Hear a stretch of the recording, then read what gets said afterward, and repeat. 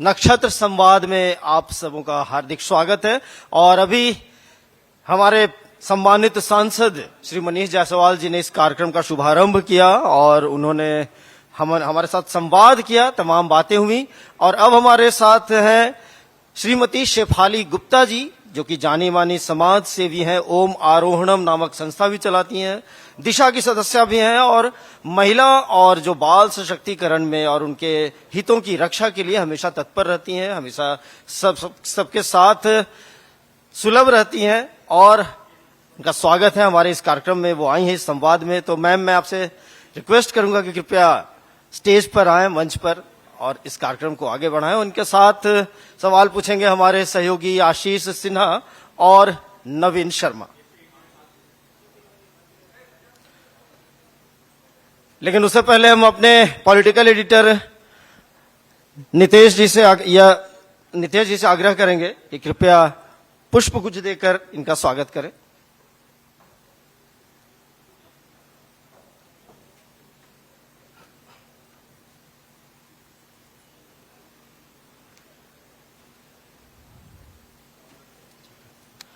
कृपया आप आसन ग्रहण करें मैम। और मैं अपने सहयोगी आशीष सिन्हा और नवीन शर्मा से आग्रह करता हूं कि इस संवाद को आगे बढ़ाएं। शुक्रिया।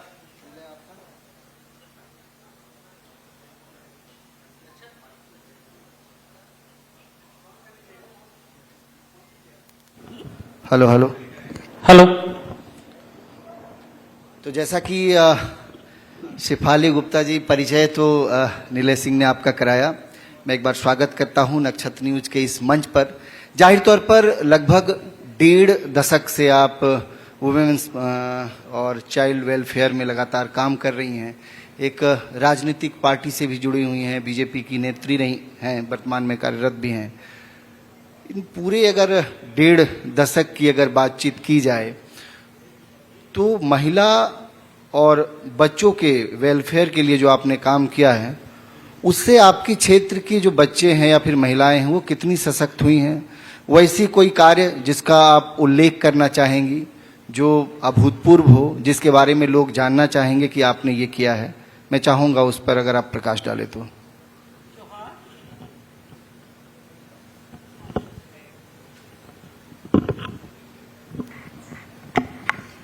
जोहार। नक्षत्र और नक्षत्र की पूरी टीम को सहृदय धन्यवाद करती हूं यहां पे आमंत्रित करने के लिए।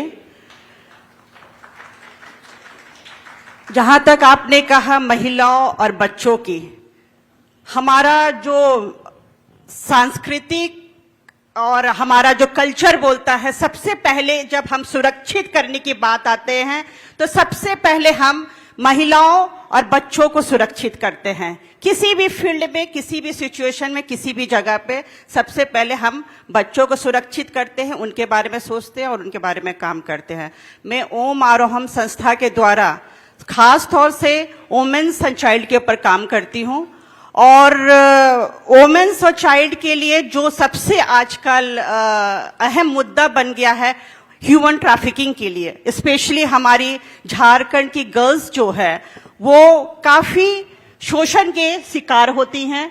जो उसका मेन रीजन है कि हमारे झारखंड में सहूलियत न मिलने की वजह से हमारी बच्चियों को, हमारी बेटियों को, हमारी बहनों को, हमारी माताओं को बाहर जाना पड़ता है काम के लिए। उस दरमियान में वो किसी के में फंस जाती हैं या उनको शोषित किया जाता है। उसके ऊपर मैंने बहुत सारे काम किया है। मैंने आज तक झारखंड में 20 से 25 लड़कियों को अपने अपने घर तक पहुंचाया है। ये सारी जो बच्चियां थी ये ह्यूमन ट्रैफिकिंग में फंसी हुई? हाँ जी, ह्यूमन ट्रैफिकिंग में फंस के, और खास तौर से जो होम डोमेस्टिक वर्क में रहती हैं उनको मैंने अपने घर तक पहुंचाया है। बेसिकली शेफाली जी, आप ऐसी पार्टी से हैं जो विश्व की बड़ी पार्टी कही जाती है, भाजपा, और आपकी जो संस्था है लगातार हजारीबाग में काम कर रही है। और देखा, मैंने कवरेज भी किया है, एज ए रिपोर्टर मैंने कवरेज किया है कि कई संस्था किए हैं हजारीबाग के। अगर ज्वलंत मुद्दों की अगर बात की जाए, क्योंकि आपने रेलवे पे बहुत काम किया है, तो रेलवे हजारीबाग की चीज प्रतिमान थी कि हजारीबाग में रेल चालू हो। रेल तो चालू हो गई, क्योंकि आप उससे जुड़ी हुई है। रेल का सवाल मैं इसलिए पूछ रहा हूं कि आपका जुड़ाव रेलवे तरफ से लगातार रहा है, मगर हजारीबाग को ऐसा नहीं लगता है कि रेलवे के नाम पर ठगा गया है? जो सुविधाएं मिलनी चाहिए थी, अगर हजारीबाग से अगर आपको बाहर जाना है तो बड़ी ट्रेनें यहाँ नहीं मिल रही हैं, क्या कहेंगे? अगर बात ठगने की जाए तो पूरा झारखंड ही ठगा हुआ महसूस कर रहा है, क्योंकि आप देखिए छोटा सा एक राज्य अलग हुआ उत्तराखंड। उत्तराखंड इतना विकसित हो गया, हमारे इतने सशक्त होने के बाद भी राज्य विकसित नहीं हो पा रहा है, जबकि हमारे पास खनिज पदार्थ है 40 से 45%। उसके बावजूद भी हम तरक्की के रास्ते पे, विकास के रास्ते पे कहीं बहुत पीछे हैं। इसके बहुत सारे वजह हैं कि हम पिछड़ गए हैं और पिछड़ते ही चले जा रहे हैं। ये हमें एक एक लोग की पहल करके, जन आंदोलन करके हमें आगे आना ही पड़ेगा, नहीं तो इतना पिछड़ जाएंगे कि उसको ट्रेन को पकड़ने में भी असमर्थ हो जाएंगे हम लोग।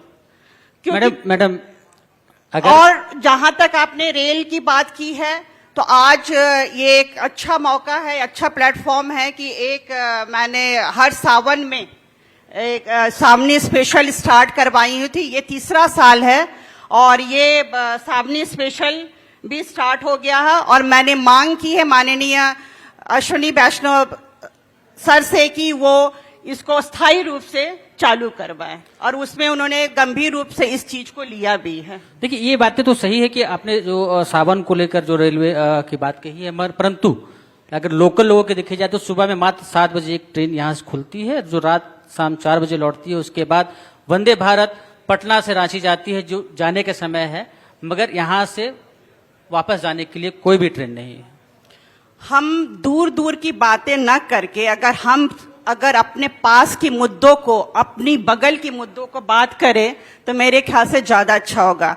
रेल की बात तो दूर है, अगर रोड भी सही है झारखंड में, की बातें हुई है, रेलवे की बातें हुई है, आपने सड़क के बारे में कहा है, क्योंकि लगातार नक्षत्र न्यूज ये लगातार प्रयास करता है कि जो लोगों की बातें हैं वो आम लोगों तक, सरकार तक, प्रशासनिक पदाधिकारी तक पहुंचे। और मैं लेटेस्ट बता दूं, अगर हजारीबाग की बात की, हजारीबाग के आसपास के क्षेत्रों की बात की जाए तो भाजपा के ही लोग बैठे हैं, चाहे हमारे सांसद हो, चाहे हमारे विधायक हो, मगर आप मेन रोड में अगर आप जाएंगे तो सड़कें चलने लायक नहीं है। आप यहां से 15 किलोमीटर दूर जाइए तो सड़क की हालत इतनी खराब है कि जंगल के लोग चलना मुश्किल हो जाता है। क्या लगता है कि वैसे जगहों पर भी सड़क बनना चाहिए? ये फाइलों में दब जाती है। नक्षत्र न्यूज लगातार ये आवाज उठाया और ये हम गर्व से कह सकते हैं कि पिछले 1 महीना में हमारे द्वारा चलाए गए 4 ऐसी मुख्य खबरें हैं सड़कों को लेकर, जल को लेकर, जिस पर कार्रवाई हुई है, मगर आज भी कई ऐसे गांव हैं जो उपेक्षित है, सड़क नहीं है, बिजली नहीं है, पानी नहीं। क्या कहेंगे उस पर? अब उस पर मैं एक सवाल इस पे मैं कहूंगी कि आपने, उस पर मैं एक सवाल जोड़ दे रहा हूं, क्या आप लोगों की सरकार नहीं है इसलिए सांसद और विधायकों को परेशानी हो रही काम करने में, आपको लगता है? नहीं, आपने एक छोटा सा इंसिडेंट देखा होगा, अभी कुछ दिन पहले की है, लास्ट वीक की बात है कि एक टोटो पलट गया था। पलटने का कारण यही था कि पूरे बहुत सारे इतने गड्ढे थे कि वो बैलेंस ही नहीं कर पाया और पलट गया था। तो इसका सबसे बड़ा रीजन है कि एक सांसद और विधायक बोल के नहीं होता है।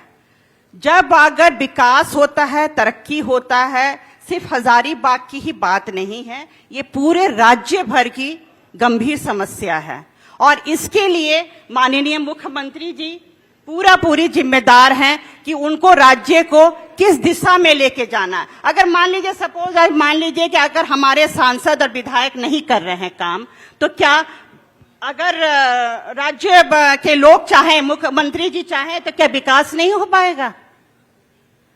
तो इसमें सांसद और विधायक, बीजेपी की बात कतई नहीं है। बात यह है कि हमारे माननीय मुख्यमंत्री जी को सबसे पहले जगना होगा, उनको राज्य के बारे में सोचना ही होगा। अगर वो नहीं सोचेंगे तो एक दिन आएगा कि जन आंदोलन पूरे आक्रोश के साथ होगा, क्योंकि बेसिक जो हमारी रिक्वायरमेंट है, हम तो हवाई जहाज का नहीं सोच रहे, हम हेलीकॉप्टर का नहीं सोच रहे, हम फ्लाइट का नहीं सोच रहे, हम तो बस बेसिक नीड्स की बात कर रहे हैं। हमारे बेसिक नीड्स बात हो तभी तो हम एक स्टेप आगे बढ़ेंगे। अच्छा, आपको लगता है कि देश समाज में काम करने के लिए, किसी भी सेक्टर में काम करने के लिए, खास करके आप जिस सेक्टर में काम कर रही हैं, उसमें राजनीति के मुख्य धारा में आने की आवश्यकता है, सांसद या विधायक बनने की जरूरत है, या भविष्य में आप कभी सोची हैं कि वह विधायकी और सांसद का चुनाव लड़ेंगी, कोशिश करेंगी, चूंकि बीजेपी नेत्री भी हैं आप? नहीं, ये तो पूरी डिपेंड करता है हमारे संगठन के ऊपर कि वो हमें मौका देंगे कि नहीं देंगे। और मैं लगातार, चूंकि मैं समाज से जुड़ी हुई हूं, और ये मुझे नहीं लगता कि बहुत अगर राजनीतिक कोई पद पे है तो उसको समाज के लिए नहीं करना है। मुझे ये नहीं समझ में आता है कि क्यों समाज सेवा से अलग कर देते हैं राजनीति को।